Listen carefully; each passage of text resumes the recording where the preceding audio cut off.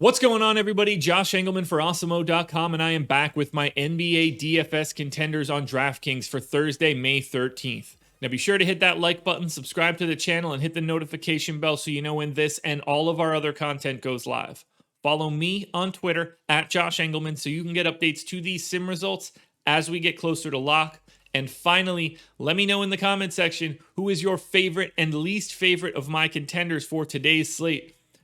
We're rounding out the bottom of my top 10 with DeLon Wright, Karis LeVert, Nikola Jokic, Stanley Johnson, and Gary Trent Jr.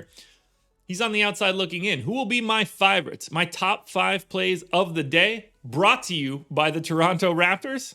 It's time to find out.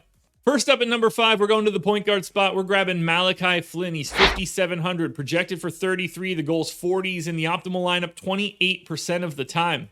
I'm going to spoil this right now. The Raptors make up this entire list. They are everywhere. They have 8 active bodies for today's game. They're taking on a Chicago Bulls team that, while it is a mild pace down spot, it's a bad defense.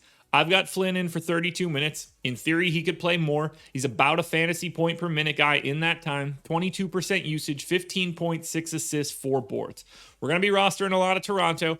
And I explained this 2 days ago, but I'll do it again once we finish off this video. Just because you see a lot of Toronto does not mean that you should have 4 to 5 guys in every GPP lineup. It's not what it looks like, and we'll detail it in a little bit. But for now, Flynn, number 5. Next up at number 4, just center eligible, which is pretty annoying. That would be Freddie Gillespie. He's 3,600, projected for 25. The goal's 31. Optimal lineup, 28% of the time. Now, I think Gillespie plays the backup center run behind Khem Birch and then a swath of minutes at the 4. I've got him in for 26 minutes, but he could easily play more than that. 0.97 fantasy points per minute, 19% usage, 11.6 boards, 2 stocks, which is pretty nice, and a price tag that is pretty easy to work into any lineup construction. I wish he had the power forward eligibility as well. I think Gillespie would probably show up in the number 2 spot here. But right now, he's just another in a long list of Toronto Raptors that are hella viable today. We're going sub 4K once again for power forward Yuta Watanabe in the number 3 spot. By the way, Watanabe is a shooting guard on FanDuel. These guys just pick these positions out of a hat. 3,900, projected for 27. The goal is 32.5. He's in the optimal lineup 30% of the time. We obviously know the matchup against the Bulls. I've got Watanabe in for 30 minutes. Pay close attention to the starting lineup. That will matter a little bit more in terms of guys you think definitely get 30 compared to guys that get 26, 28. But either way, you're rostering these guys one way or the other. 0.9 fantasy points per minute for Watanabe, 17% usage, 12, 6, and 2. Not too much else after that. Again, you're grabbing Watanabe because the price tag says so. 30 minutes at a sub 4K price? There's no real way around it. You can get a ton of value out of Toronto, change up your lineup constructions, and pay up to any other studs you want. Sneaking into the top 5, I pulled the wool over your eyes a little bit. Chimezie Metu, the number 2 contender, power forward center eligible, 4,100, projected for 27.5. The goal's 33.5. He's in the optimal lineup 32% of the time. Metu is crashing the Raptors party. I've got him in for 28 minutes because we've got no Bagley. Obviously, we have no Fox, no Barnes, no Halliburton. There's a lot to like here. Metu playing 28 to 30 minutes at a fantasy point per minute in a pace-up spot against Memphis. Sign me up. And he gets the benefit of that dual eligibility that Freddie Gillespie doesn't have.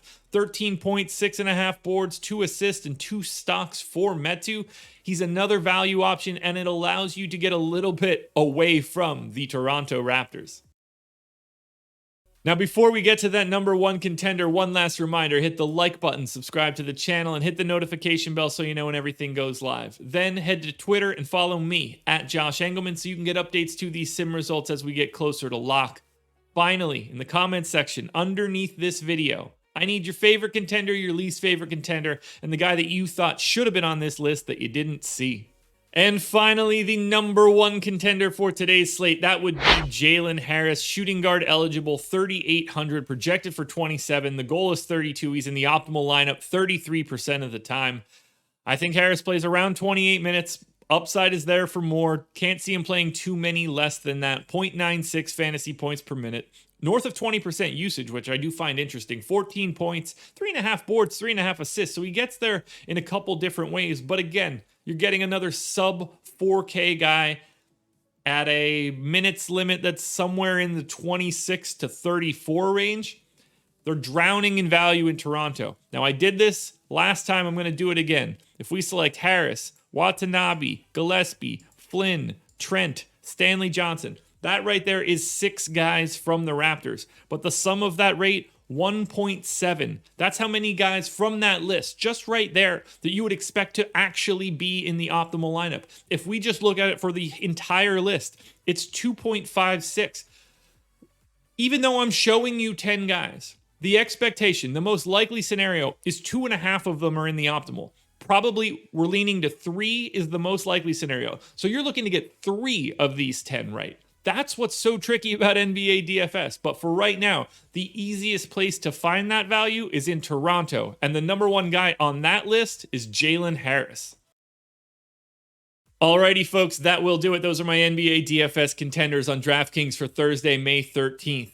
Process show is in the books. Go watch that. FanDuel version of this video exists as well. Watch that too. Strategy show with Adam Kaufman at 10 a.m. Tune into that bad boy. We're breaking it all down game by game. And then that's it. No more live before locks for me for the rest of this regular season. Tomorrow will be the final NBA DFS contenders for the regular season before we transition to playoff basketball. So good luck today, everybody. Enjoy your night. Join me tomorrow for the final contenders for the regular season.